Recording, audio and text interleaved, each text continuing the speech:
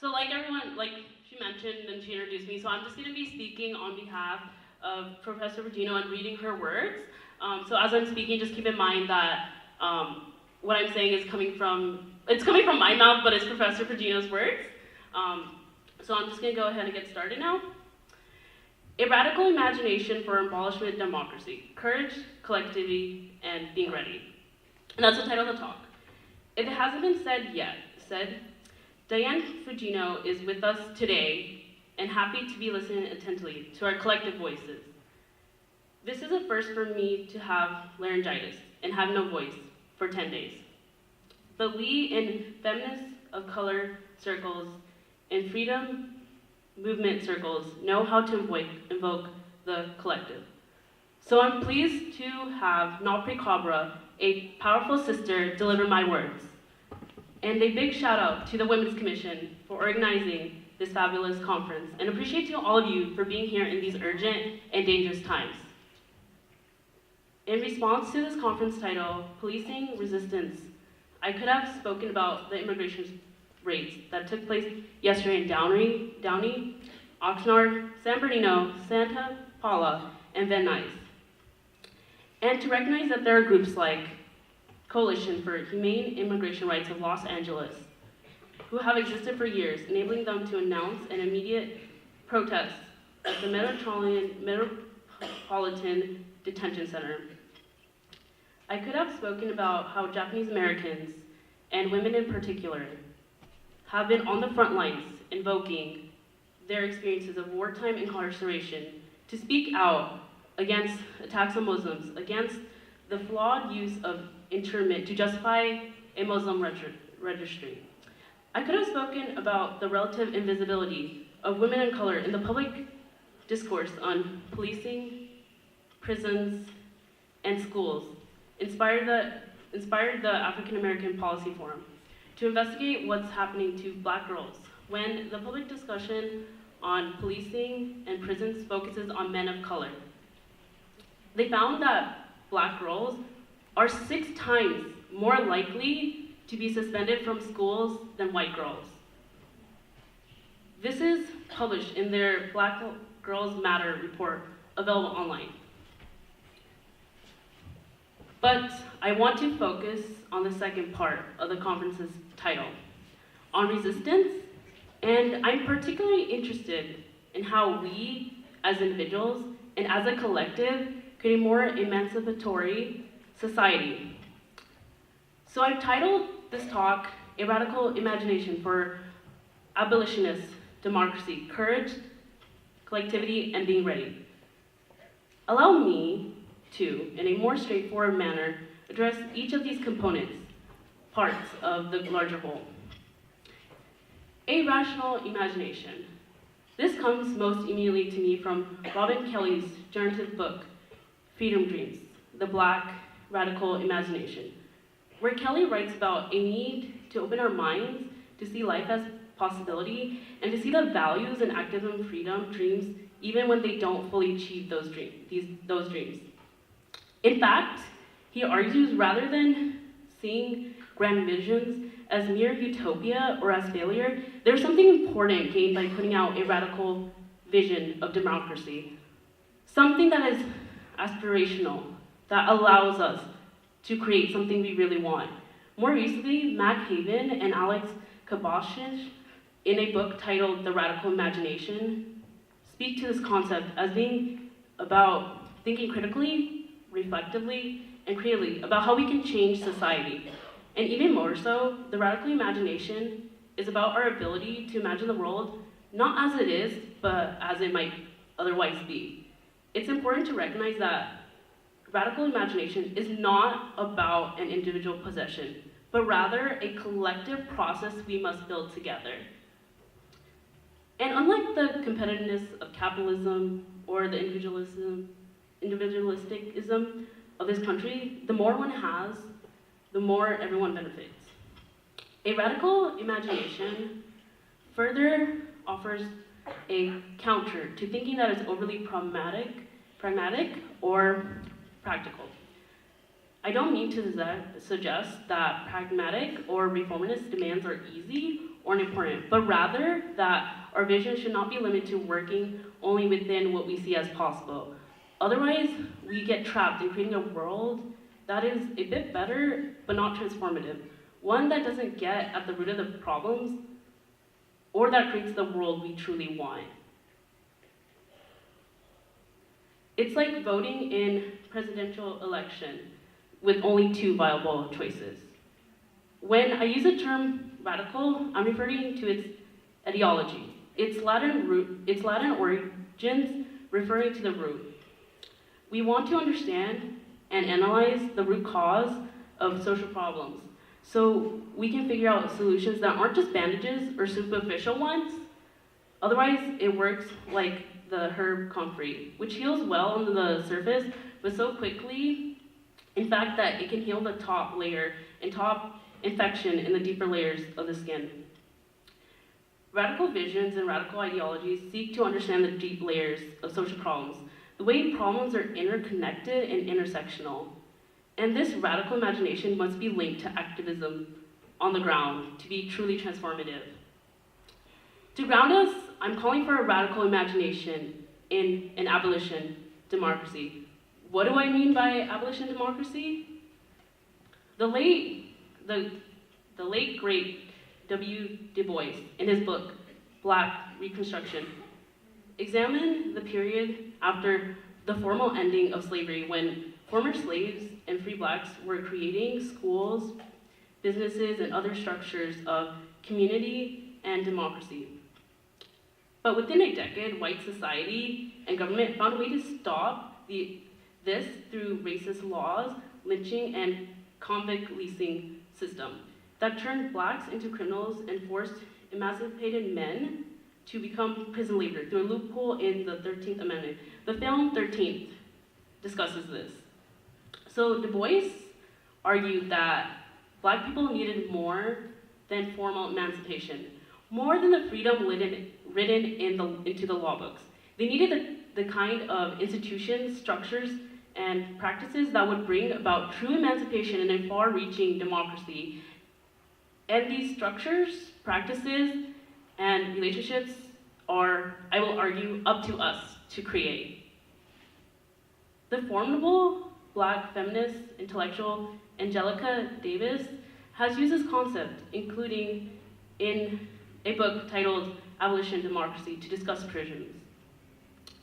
She argues that while we do need reforms, such as banning 3 strikes, ending racialized policing practices, and stopping the practice of targeting the poor for fines and arrests, and thus creating debtor prisons, what we really need is an abolition of prisons. What will we do with all the criminals, many may ask? Angelica Davis draws from Du Bois. We need the kind of institutions that begin to solve the social problems that set people on the path to prison. We need liberatory education, youth programs, jobs, housing, and healthcare for families, as well as structures that foster participatory democracy, strengthen the commons, and help people, especially the most kicked aside, to feel valued and embraced by community, and to find hope for their own futures. So by raising up a radical imagination for an abolitionist democracy, I'm calling on us to collectively imagine a different world, to envision what it might look like, and how we might get there. Leading me to the subtitle of this talk: Courage, Collectivity, and Being Ready. Just this week, Guadalupe Garcia, a mother and wife who had been living in this country for over 20 years, was suddenly arrested and deported to Mexico. Her children and immigrant rights activists went to the detention center where she was being held and used their bodies to block the buses from deportating Garcia and others. They didn't succeed in stopping her deportation, but they were willing to take risks to stand up for their convictions. We need to rethink the meanings of success and failure. Are you prepared to use your body to block ICE from deportating more people? If the government instates a Muslim registry, am I, as a Japanese American, the child and grandchild of attorneys, prepared to stand up and say, I am Muslim? We are all Muslim. We may not always win in the short run, but these times call on each of us to examine our own fears and our own willingness to take risks for others and for ourselves in order to stop the madness now and to create different structures in the future. Just as the radical imagination is not something an individual possesses, courage also is too often talked about as individual possession, when in fact, I would argue that it draws from the collective. The more we imagine others being strong, to see undocumented immigrants stand before the White House and stand here at UCSB and say, no papers, no fear, that gives me courage. It gives us the courage to resist. What are you afraid of? And what gives you courage? Courage, as I see it, is related to collectivity. Here, I am arguing for a need to expand our consciousness to see ourselves as a part of a community of people in struggle. The notion of collectively embodies both solidarity and a notion of companionment.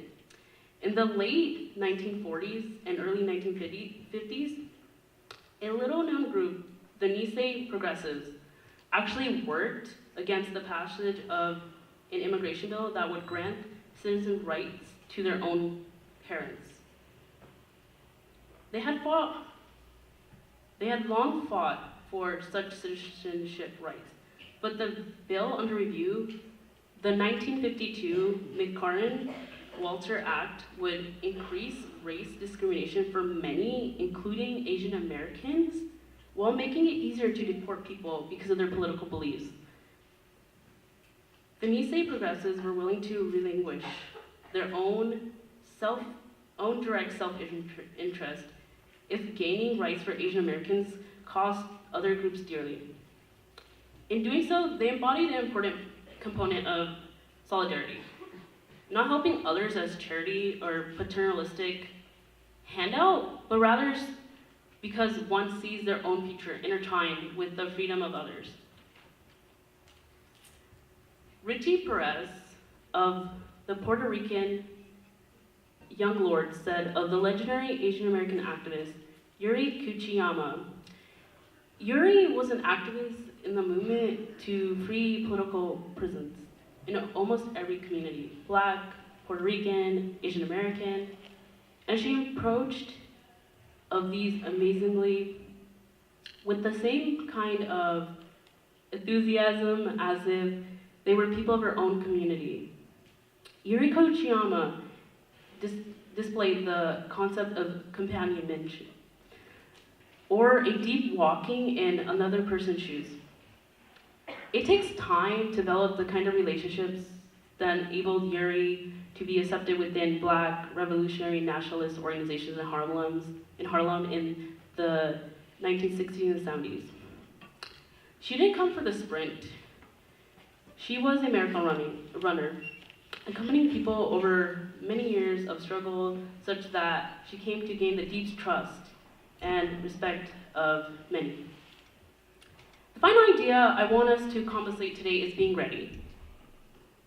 In 1955, when Rosa Parks famously refused to give up her seat on a bus to a white person, she started what would become the Montgomery,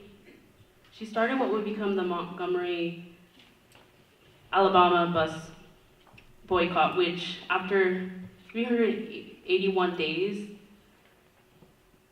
resulted in winning desegregation in public transportation.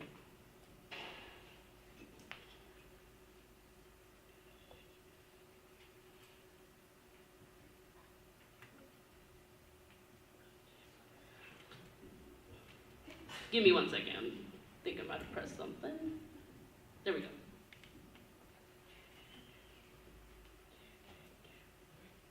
Sorry about that.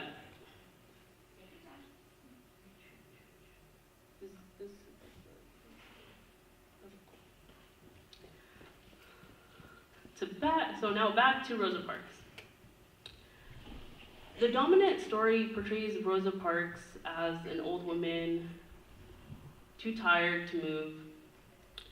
Now she was sick and tired, but not in the ways they mean. She didn't just happen to decide to not move further back in the bus. She had been a civil rights activist and a NAACP organizer for years. She didn't necessarily know her action would launch a bus boycott, but she could have anticipated that it would lead to a test case in the courts. She was ready to take that stance, politically, spiritually, and intellectually. One of my sons plays in a youth jazz band. He practices like crazy, so he'll be ready to improvise as needed. This week, the group played in a History of the Blues assembly for Black History Month at a local high school. As it happened, one musician was playing in the wrong key. So when it was my son's turn to do the solo on his guitar, he had to rapidly adjust the key he was playing in. He couldn't have improvised had he not practiced regularly with the group and individually. It takes discipline, practice, mindfulness, and critical reflection, and sometimes just trial and error. So please be forgiving of yourselves and others when you and we make mistakes. But this is part of the preparation. So one can be ready when the time comes. This concept of preparation and spontaneity based on the disciplined thinking and practice is what Stokely Carmichael, who in 1966 popularized the slogan Black Power, meant when he would famously sign off, ready for the revolution. As we think about the world we want to create, I would like to add a cautionary word. 2 days ago, we learned that the 9th District Court of Appeals upheld the lower court's temporary ban on Trump's executive order to prevent the entry of people from 7 Muslim-majority countries. The Muslim travel ban is now invalidated. Trump got trumped. Yes. This is a huge victory. But let us analyze this with clarity. 2 things. First, the elite are often credited as the makers of history. But the massive protests on the streets are essential to creating an environment that gives us courage or makes it practical possible for elite players, judges, and politicians and such to act in alliance. Second, one judge asked the federal government's attorney, "Are you arguing then that the president's decision in that regard is unreviewable?" The federal government's attorney gave a very long pause and then said, "Yes." This was appalling to the 3-judge panel. The courts historically have been the most concerned about upholding the system of checks and balances where no one, not even the president, has unlimited, unreviewable power. The judges expressed less concern for the actual people whose lives are affected by the travel ban. So let us be clear. There are many today who are strategic allies, and we need to work with them. But it's easy to unite against a narcissistic bully who believes he should rule with unlimited authority. let us not mistake this moment that feels like widespread unity for the work that really needs to be done.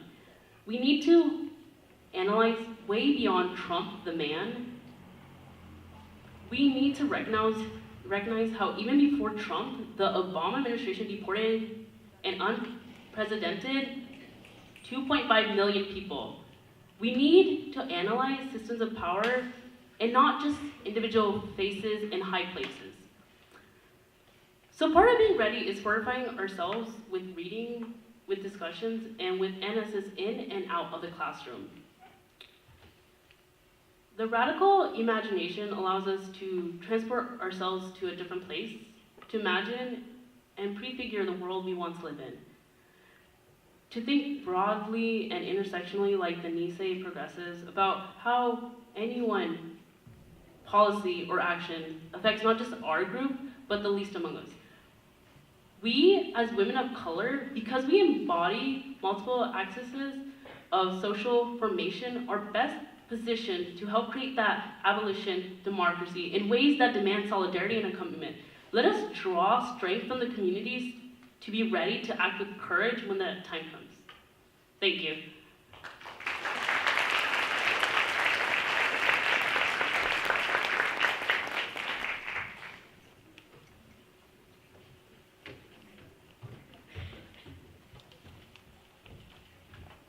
So we originally had planned to have a sort of discussion segment and an open forum, but due to time, we actually have to cut that down.